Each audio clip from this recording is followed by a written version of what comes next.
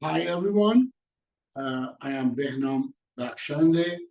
I'm an organization development, workforce education, and human resources development practitioner, also author and a speaker. Uh, Today webinar is about how do you participate in life.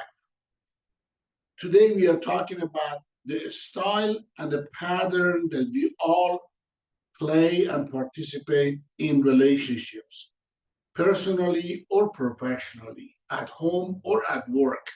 So this concept is applicable both on the personal and professional levels. In this presentation, you will see the way you decide to play or not to play at life, at work. And when I say play, it means participation, engagement, being there, being present to what is going on and participate. You decide, we decide if it's safe to play or not. Just imagine when you and your life partners, significant others, talking about different things, especially when the topic is sensitive, like who's going to be right about this situation. You know, it's a human nature. We all want to be right about where we are making a stand for or positioning ourselves. But how do you know you're right?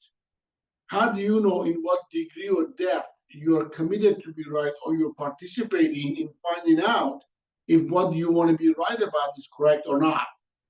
So this is a two parts short presentation. And I would definitely invite you to continue watching the part 2 as we are moving forward. Thank you very much. Let's start the part 1 of 2. How do you participate the way you play in life? Let's say this is a domain that you have in a conversation with someone, personally or professionally. In the conversation, usually we decide, is this conversation safe to have, or is this environment is safe to have, or this is the way we like to continue the dialogue, or the position we are taking in the dialogue. Agree and disagree. As soon as somebody talk, we decide, are we agreed with that point of view or topic, or are we disagree with it? Good or bad? Is this a good conversation to have? Is it a bad conversation to have? Is this idea a good idea? Is this a bad idea? True or false? We immediately make a position. Is this a true statement or is it a false statement? And right or wrong, we decide, is this person right or this person wrong, or this topic is right or wrong. I call this the four cornerstone of our dialogue and the way we participate in the dialogue with people. I'm asking you to take a moment and think about, even right now, as I'm talking, which of these four cornerstones are you listening from? Are you already disagreed with what I'm saying or agreed with? Are you saying this is true or false? Are you saying it's good or bad? Are you saying this is right or wrong?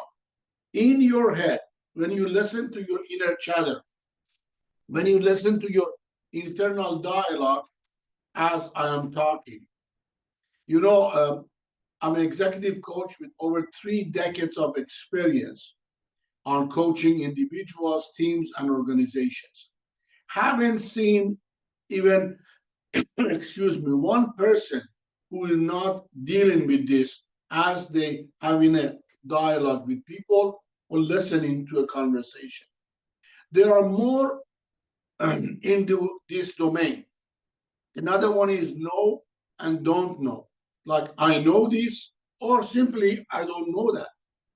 Or need or don't need. We decide to continue participating if we think there is a need for it, or as soon as we decide we don't need this, we're shutting down and we're not listening to the other person talking. I invite you to pay attention to this today when you are talking to somebody in a personal level or professional level. See how much of this is present for you as you or them talking. Wants and don't wants. I want this, I don't want this. Or why and why not? Not as a question for inquiry and understanding versus getting a position why this is correct and why not this is the right thing to talk about. As you see, most of our judgment and evaluation for the dialogue we are participating in or the conversation we are invited to participate in these 8 different categories.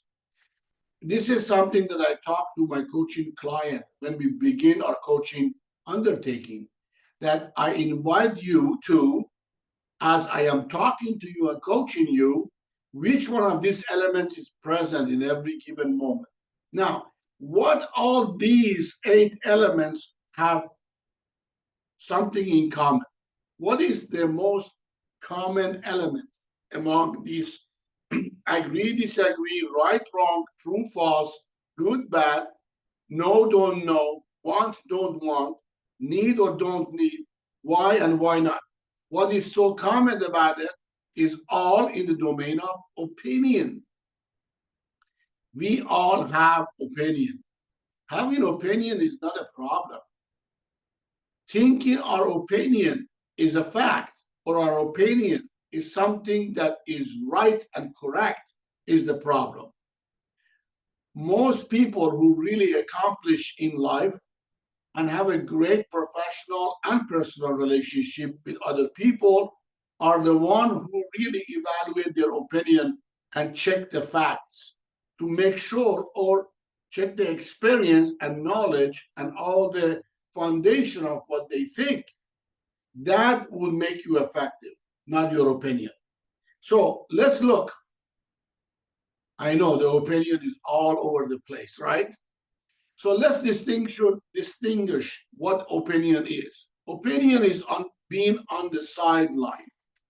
Being on the sideline of your relationship with that person, personally or professionally.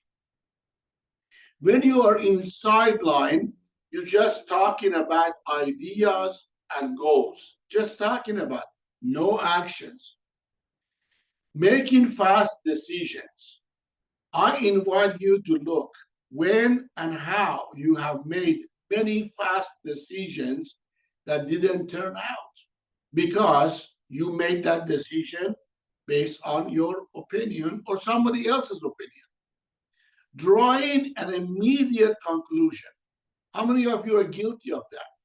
Immediately deciding something is good, bad, right, wrong, true, false, without any research, inquiry, asking effective questions, or checking facts. Not getting involved, staying in the sideline, just having a conversation about everything. I'll tell you a little story about being on the sideline. Years ago, when I was in San Diego at the time, I was watching a part of a football game between San Diego Chargers, now they are Los Angeles Chargers, and New York Jets.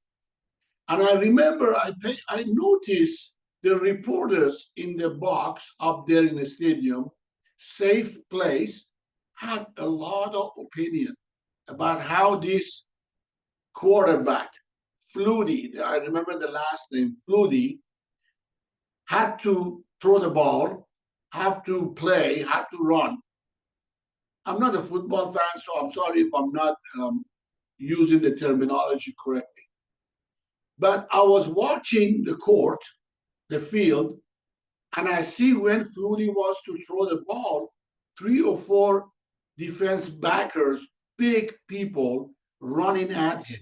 Can you imagine 4 300-pound guys want to run at you and get you and hurt you? You know how much you have to be focused, how much you have to be brave and stay centered and look at the court and pass the ball correctly and effectively. However, these two guys on the sideline, on the safe place as a reporter, had a lot of opinion about how this guy should play. I think this is a good example for you and I to look at where and how we use our opinion on the sideline when we are not involved. Listening to your inner chatter. When your opinion, you're listening to your inner chatter. Inner chatter, by definition, is negative, is condescending, is belittling. Inner chatter is different from inner dialogue you have with yourself. We just call it inner chatter so we can separate it for inner dialogue, internal conversation, or intuition. We call it inner chatter because it's always negative and condescending and belittling and pulling down. Always in a hurry to do something because your opinion said you are in a hurry to decide you want to listen to this dialogue or not. You are hurry in making up opinion about this is true or this is false. Just take time, indulge in the conversation, and make your decision. Not playing, but telling others how to play. That's another thing. People have opinion. They can tell you about everything and everyone, but they're not getting involved to making a difference on that conversation or bringing their expertise. Knowing everything about everything and everyone. That's a very interesting one. When someone have opinion or run based on opinion, they always know everything about everyone. Now, on the sideline, what are you accomplishing playing on the sideline? This is the part that you have to have an inquiry. This is the part that you need to be honest, authentic, and look, what you getting out of it to being on the sideline and having opinion. What you accomplishing this way? Here are some examples. Being right. By the way, as I said, over 3 decades, 31 years so far, and over multiplied 10 books so far about people participating in life and business. I know one of the things that we human beings love to do is to be right about our positions. When you are being right, making others wrong, the flip side of being right, somebody or something have to be wrong. And we make sure they know they are wrong. We are taking position. When we are being wrong, being right, and making other people wrong, we are taking position about what we think. When we take in position, we justifying ourselves.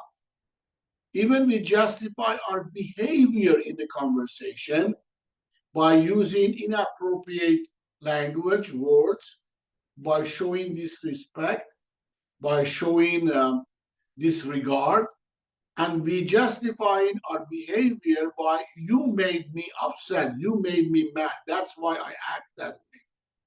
That is the red flag when you know you are on the sideline. Invalidate others' view. No, you're wrong. No, this is not correct. No, you don't know. All these things, use them as a red flag to know you are on the sideline. Stick to your way. When we are sticking to our guns, when we are digging the hills down, and this should be this way. Being closed. Nobody can make a difference with you. Being closed, you don't let anything or anybody in.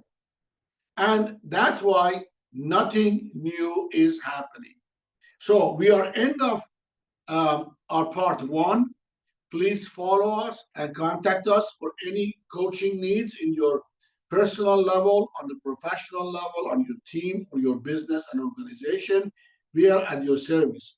Please follow the part 2 of this presentation, this webinar, and enjoy the other side. We are now talking about what is possible or what could be done on the other side.